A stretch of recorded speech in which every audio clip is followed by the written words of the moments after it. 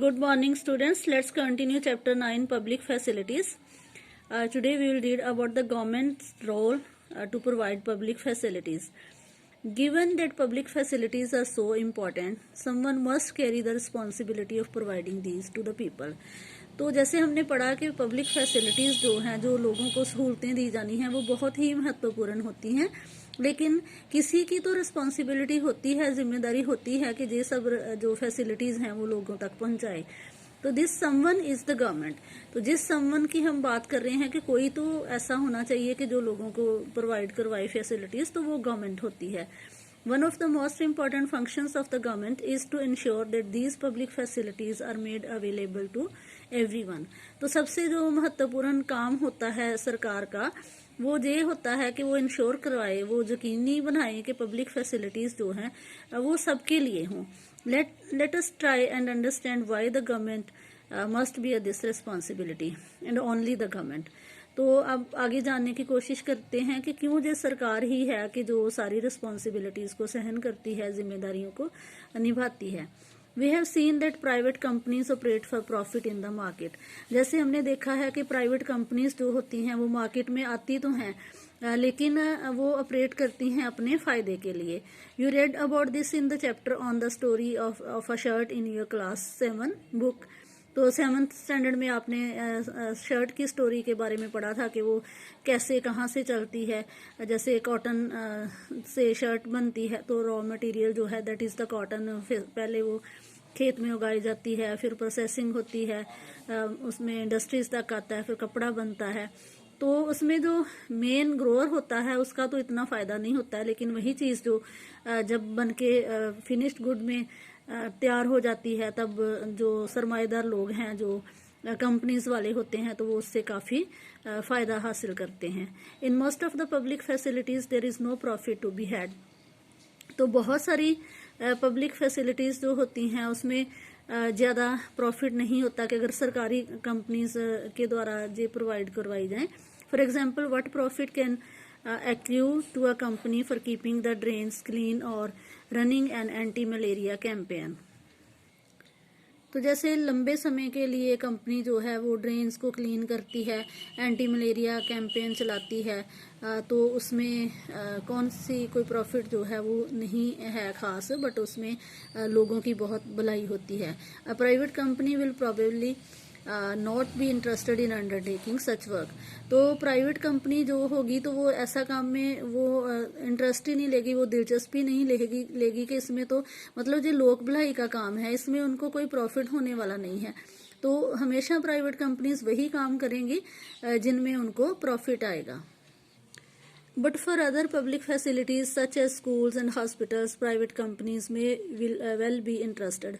तो इसके अलावा जो बाकी सहूलतें हैं, जैसे स्कूल हैं, हॉस्पिटल्स हैं, प्राइवेट कंपनीज उसमें काफ़ी इंटरेस्ट लेती हैं, क्योंकि वहाँ से उनको प्राइवेट इंस्टीट्यूशंस को, प्राइवेट कंपनीज को बहुत ज़्यादा फ़ायदा होता है। We have many of these particularly in large cities. तो बहुत बड़े बड़े शहरों में हम देखते हैं कि जैसे स्कूल्स में बहुत ज़्यादा फीस लगाई जाती है, और हॉस्पिटल्स में दवाइयों में ही बहुत ज़्यादा हेर फेर हो जाता है, वहाँ बहुत कमाई की जाती है। Similarly, if you are living in a city, you will have seen private companies supplying water through tankers or supplying drinking water in sealed bottles।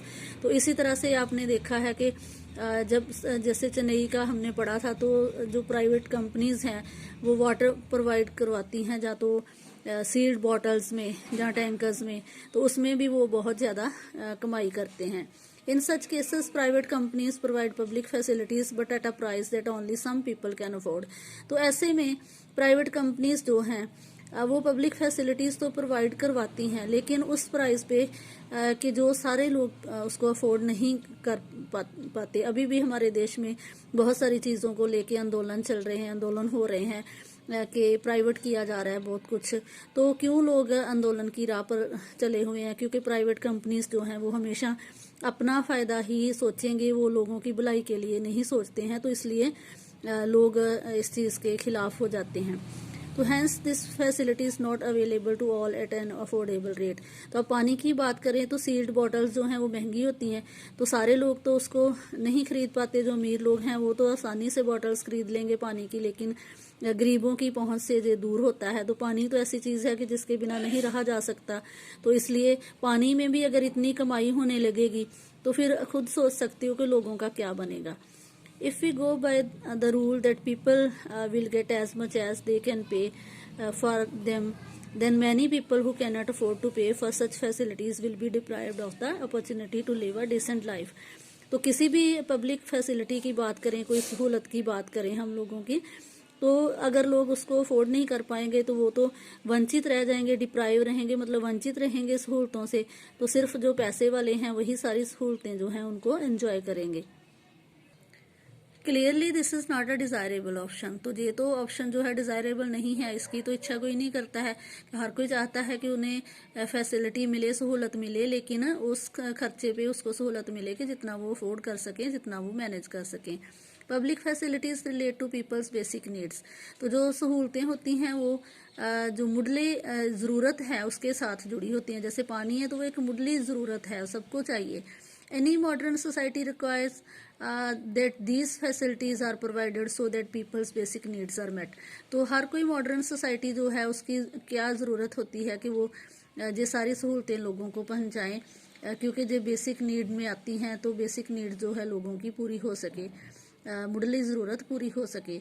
The right to life that the constitution guarantees is for all persons being in the living in the country. तो जितने भी लोग हैं संविधान ने उनको guarantee किया है कि जितने लोग भी देश में रहते हैं तो सबको जीने का अधिकार है। तो जीने का अधिकार तो तभी हम देखेंगे ना कि फुलफिल हो रहा है कि अगर उनको सारी फैसिलिटीज़ जो हैं जीने के लिए जो चाहिए तो वो मिल रही हैं। जैसे खाना है, रोटी, कपड़ा, मकान है, तो सबको जो मिले। The responsibility to provide public facilities therefore must be that of the government. तो इसलिए ये सरकार ही है, क्योंकि सरकार लोगों की चुनी हुई सरकार होती है, हम लोग अपने नुमाइंदे चुन के भेजते हैं। तो सरकारों की रिस्पॉन्सिबिलिटी बनती है कि वो लोगों को ये सारी सहूलतें दें और कम कीमत पे दें। तो अगर सरकार ही ज़्यादा सारा कुछ प्राइवेट करके, प्राइवेट लोगों के हाथों में जो कुछ खास सरमाएदार लोगों के हाथों में अगर सारा दे देगी तो वो तो डेफिनेटली अपना प्रॉफिट जो है वो उसमें कमाने की कोशिश करेंगे। तो सरकार की जिम्मेदारी बनती है कि वो लोगों को सरकारी सहूलतें दें और उस कीमत पे दें कि जहां लोग खुश हों, लोग अफोर्ड कर सकें। तो question arise, where does the government get money for public facilities.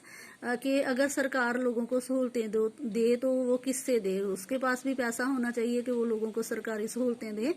तो इसके लिए बजट बनाया जाता है गवर्नमेंट के द्वारा और उसमें रखा जाता है कि कितना खर्चा होगा किस चीज़ पे और कहाँ से कितनी आमदन आएगी और कैसे टैक्स वगैरह लगाए जाएंगे। तो टैक्स लगाए जाते हैं लोगों के ऊपर, अलग अलग चीज़ों के ऊपर टैक्स लगाए जाते हैं। तो वो जो टैक्स से पैसा आता है तो उससे वो लोगों को सहूलतें देते हैं। जैसे इनकम टैक्स है तो बहुत अमीर लोग हैं, अगर उनके ऊपर टैक्स लगाया तो उस टैक्स से जो पैसा आएगा तो उससे गरीबों की भी भलाई के काम किए जा सकते हैं। इस तरह रोड टैक्स लगा होता है तो वहाँ से जो कमाई आती है तो वो रोड्स की हालत को सुधारने पे लग जाते हैं। तो गवर्नमेंट को पैसा चाहिए होता है ये सब सहूलतें देने के लिए, और वो पैसा लोगों के ऊपर टैक्स लगा के वो हासिल करते हैं और फिर लोगों की भलाई के लिए उसे खर्चा जाता है।